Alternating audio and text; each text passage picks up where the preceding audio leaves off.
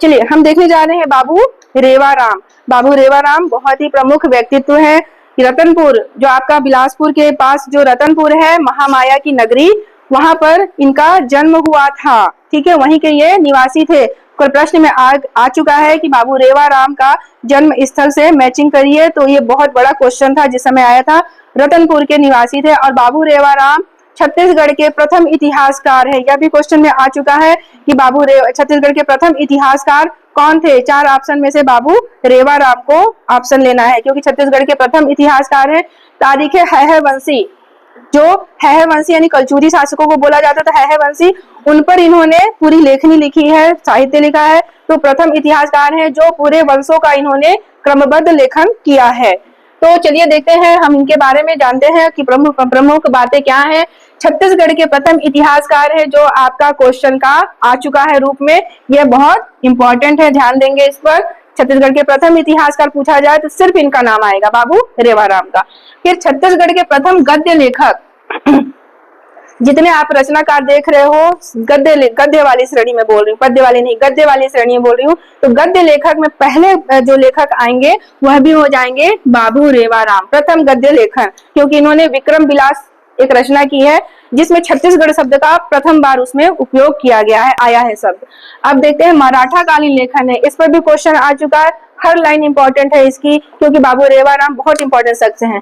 तो मराठा काल के यह लेखक है, आप देख रहे हो इन्होंने तारीख हैहवंशी लिखी है, मतलब कलचुरी शासकों के बारे में लिखा है। तो ऑप्शन में कलचुरी शासक भी था जिस समय यह क्वेश्चन आया था कि ये मराठा कालीन कवि हैं, तो इनका किस काल से जुड़े हैं। तो उसमें आपका कलचुरी शासक, कलचुरी वंश भी लिखा था, मराठा वंश भी लिखा था, और 2 ऑप्शन थे। तो चूंकि ये हैहवंशी लिखे हैं, मतलब कलचुरी शासकों के बारे में लिखे हैं, तो कलचुरी कालीन नहीं लेना है, लेकिन ना कलचुरी कालीन नहीं लेना। इनकी रचनाओं में हैहवंशी का रचना है, तारीख हैहवंशी है, लेकिन ये कालीन कब के हैं देखिए, ये मराठा कालीन में लिखे हैं सारी रचनाएं। पिछला जो कलचुरी काल का जो भी इन्होंने लिखा है वो मराठा काल में लिखा है। तो प्रश्न में आप लोग ध्यान देंगे कि ये मराठा काल के लेखक है। यह प्रश्न आ चुका है, ऑप्शन लेने वालों ने कलचुरी कालीन ले लिया है क्योंकि हैहवंशी था इनका, तो नहीं, इनको आप मराठा कालीन लेखक में लेंगे। फिर एक और इंपॉर्टेंट इसमें क्या है, रीतिकाल और भारतेंदु युग।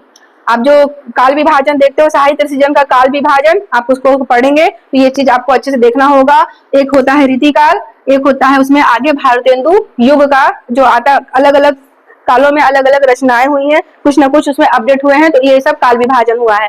उसमें संधि काल के महत्वपूर्ण रचनाकार है ये, संधि काल, दोनों का मिक्स जो होता है संधि वाला काल, उसका ये है। अगर आपको ये क्वेश्चन देखने को मिल जाता है तो आप इसको याद रखेंगे कि रीतिकाल और भारतेंदु युग के संधि काल के महत्वपूर्ण रचनाकार है, क्योंकि आगामी ऐसी प्रश्न आपको देखने को मिल सकता है।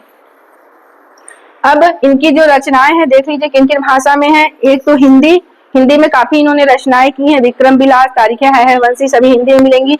संस्कृत में 5 इन्होंने ऐसी रचनाएं की हैं जिसको मैं आगे बताने वाली हूँ। 5 रचनाएं कौन सी हैं संस्कृत में, यहाँ पर आ जाएगा 5। और फारसी में भी इन्होंने किया है, क्योंकि फारसी हम नहीं देख रहे हैं, हम यहाँ पर 2 को देखेंगे, हिंदी और संस्कृत में, जो आपके सिलेबस में भी है।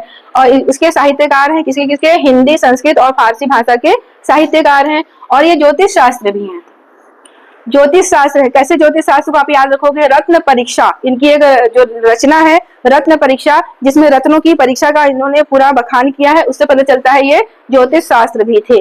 और ये भूगोल वेत्ता भी थे, इनका नाम में आता है रत्न पारखी। मैंने बताया था रत्न परीक्षा, रत्न पारखी, मतलब इनकी एक रचना है रत्न परीक्षा। हम यहाँ देख रहे हैं कि ये रत्नों के पारखी भी थे। जो आप रत्न पहनते हो, गोमेद, माड़ी, खीरा, पन्ना, ये सब क्या है, रत्न है।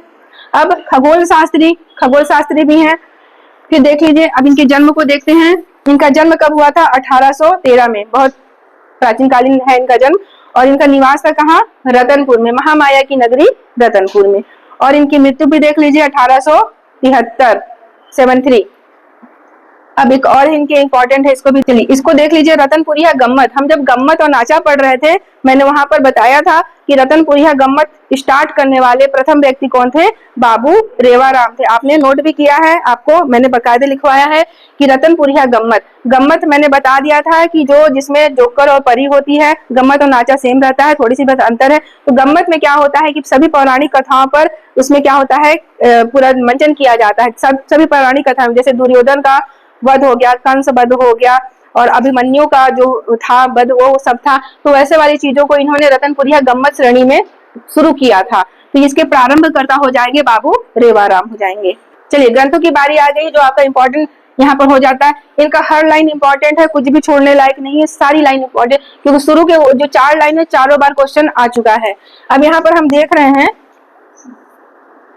हम यहाँ पर देख रहे हैं संस्कृत के ग्रंथ 1 2 3 4 5। मैंने बताया था कि उन्होंने 5 संस्कृत के ग्रंथ लिखे हैं। ये 5 आपको बिल्कुल याद होने हैं क्योंकि प्रश्न आ चुके हैं। तो संस्कृत में जो ग्रंथ लिखे हैं वो 5 हैं। तो कौन सा हो जाएगा? सार रामायण दीपिका। सार रामायण दीपिका। हम देख रहे हैं बाबू रेवाराम के बारे में।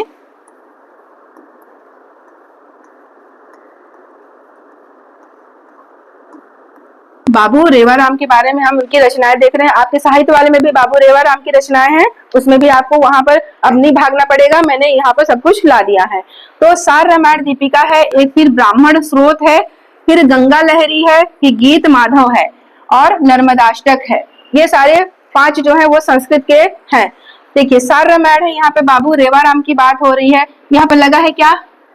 राम लगा है। राम में क्या है? रामायण है, तो यहाँ पर राम को रामायण से कर लीजिए।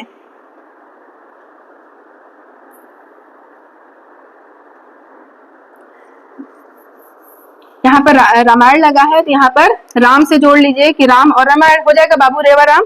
सार रामायण दीपिका। ब्राह्मण स्रोत, तो जो रामायण है वो ब्राह्मण ज्यादा बोलते हैं, तो वहां से इसको कर लीजिएगा। ये रामायण ब्राह्मण, ब्राह्मण स्रोत याद होना बहुत जरूरी है। इनकी है, आपको पूरा पूछा जाएगा और पूछा गया भी है। क्वेश्चन बैंक आप लगाइएगा, पूरे क्वेश्चन आपको दिखना चालू हो जाएंगे। गंगा लहरी बाबू रेवाराम है, और राम जी का जो रामायण हो रहा है, जो ब्राह्मण कर रहे हैं, तो गंगा जल पवित्रम पवित्रम होता है ना, तो वहां पर गंगा लहरी को याद कर लेना। फिर गीत माधव, गीत माधव जो भी गीत गाते हैं, रामायण गीत पद्धति में ही तो गाई जाती है ना, सुनो सीता ऐसा करके जो बोला जाता है सब गीत पद्धति में ही होता है, श्लोक दोहा जो होता है। तो गीत माधव, गीत माधव को याद कर लीजिएगा, यह एक महाकाव्य है। गीत माधव एक महाकाव्य है। फिर नर्मदाष्टक, नर्मदाष्टक को कैसे याद रखोगे? यहाँ पे क्या लगा है? रेवा किसका नाम है? बस पकड़ लो यहीं से कि नर्मदाष्टक बाबू रेवाराम का। रेवा को ही प्राचीन काल में बोला जाता था, वैदिक युग में नर्मदा का नाम रेवा था, तो नर्मदाष्टक। अब चलिए हिंदी ग्रंथ की ओर चलते हैं। यह भी आपको पूरा पूरा रट्टम रट्टा याद करना है, एक भी नहीं छोड़ सकते हैं, पूरा इंपॉर्टेंट है। हम यहाँ पर देखते हैं, चलिए इनके बारे में पहले देखते हैं कि छत्तीसगढ़ का प्रथम गद्य लेखन इन्होंने ही किया है ना। हमें छत्तीसगढ़ का प्रथम गद्य लेखक बोला जाए तो बाबू रेवाराम होंगे, छत्तीसगढ़ के प्रथम गद्य लेखक। अब सीपी एंड बरार, मध्य प्रांत एवं बरार। जब आप छत्तीसगढ़ का विभाजन पढ़ोगे, छत्तीसगढ़ राज्य निर्माण पढ़ोगे, तो आपको सीपी एंड बरार मिलेगा वहां पर। ये बहुत बड़ा शब्द है, क्योंकि छत्तीसगढ़ अलग होने से पहले सीपी एंड बरार का भाग था, मतलब मध्य प्रांत एवं बरार का हिस्सा था। तो यहाँ पर देख लो, मध्य प्रांत एवं बरार का प्रथम गद्य रचना है। अगर ऐसा क्वेश्चन आपको देखने को मिल जाए कि मध्य प्रांत एवं बरार की पहली रचना करने वाले कौन थे, तो बाबू रेवाराम थे। अब देखिए यहाँ पर मैंने रतनपुर का इतिहास पहले क्यों रखा है? रतनपुर का इतिहास मैंने सबसे शुरू में क्यों रखा है? क्योंकि यहीं से आपका काफी क्वेश्चन जुड़ जाता है। यह छत्तीसगढ़ का प्रथम गद्य लेखन है। ये छत्तीसगढ़ का प्रथम गद्य लेखनी बोला जाए तो रतनपुर का इतिहास है। इन्होंने रतनपुर का पूरा इतिहास लिखा है, कलचुरी शासकों के बारे में पूरा लिखा है यहाँ पर। तो इसीलिए बोला गया है कि छत्तीसगढ़ का प्रथम गद्य लेखक इसी रचना के कारण बोला गया। ये पहली रचना थी छत्तीसगढ़ की गद्य श्रेणी में। और सीपी एंड बरार का प्रथम गद्य रचना इसी को बोला जाता है। कौन सा? रतनपुर का इतिहास। अब यहाँ पर तारीखें है वंशी, याद रखिएगा, मैंने 3-4 बार मैंने रिपीट किया है इस लेखनी को। तारीखें है वंशी, पहला व्यवस्थित एवं संगठित इतिहास हमको यहाँ पर मिलता है। किसका? कलचुरी शासकों का। कलचुरी शासकों को ही बोला जाता है वंशी। तो उनका जो व्यवस्थित इतिहास और संगठित और एकदम क्रमबद्ध जो मिलता है वो इसी में मिलता है, रतनपुर का इतिहास। फिर दूसरा हो गया तारीखें है वंशी। और पहली गद्य रचना बोले जाए तो कौन सी होगी? रतनपुर का इतिहास। चलिए अब देखते हैं यहाँ पर और भी जो हिंदी वाली रचनाएं हैं यहाँ पर और हैं।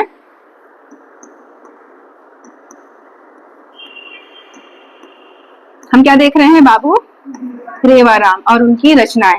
तो विक्रम विलास मैंने बता दिया था, विक्रम विलास इनकी रचना है। विक्रम विलास में ये कब इनकी रचना की गई थी? 1839 में। इस डेट को भी याद रखेंगे। बहुत इंपॉर्टेंट है क्योंकि छत्तीसगढ़ शब्द का प्रथम बार यहाँ पर उपयोग इन्होंने किया था। देख लीजिए, छत्तीसगढ़ शब्द का बोल रही हूँ ना, शब्द, छत्तीसगढ़ शब्द का प्रथम बार, पहली बार यहाँ पर उपयोग किया गया था, प्रयोग किया गया था। किसमें किया गया था? विक्रम विलास में किया गया था। फिर उसके बाद आते हैं रत्न परीक्षा। मैंने बताया था रत्नों के जानकार थे, रत्नों का इनको बहुत बड़ा ज्ञान ज्ञाता थे ये, तो रत्न परीक्षा इन्हीं की हो जाएगी। फिर दोहावली, दोहावली और कवितावली दोनों को याद कर लेंगे, दोहावली और कवितावली। और माता सेवा के भजन, माता सेवा जान रहे हो आप, जो नवरात्रि में माता की सेवा की जाती है, मतलब माता जो देवी माँ होती हैं उनसे संबंधित है। जवारा का जो पूजा किया जाता है उसका वर्णन इसमें किया है, माता की सेवा का भजन और कृष्ण लीला के भजन। माता सेवा के भजन और कृष्ण लीला के भजन, ये दोनों इन्हीं की अलग अलग पूछने वाले प्रश्न है ये सब। फिर लोक लावण्य वृत्तांत, मोस्ट इंपॉर्टेंट है, यह किसकी रचना है? लोक लावण्य वृत्तांत, मतलब ये सीधे सीधे बाबू रेवाराम की रचना है। अब इसको आप लोग याद कर लीजिएगा, कैसे आप मैचिंग कर सकते हैं किसी भी चीजों से। लोक लावण्य वृत्तांत बाबू रेवाराम की रचना है।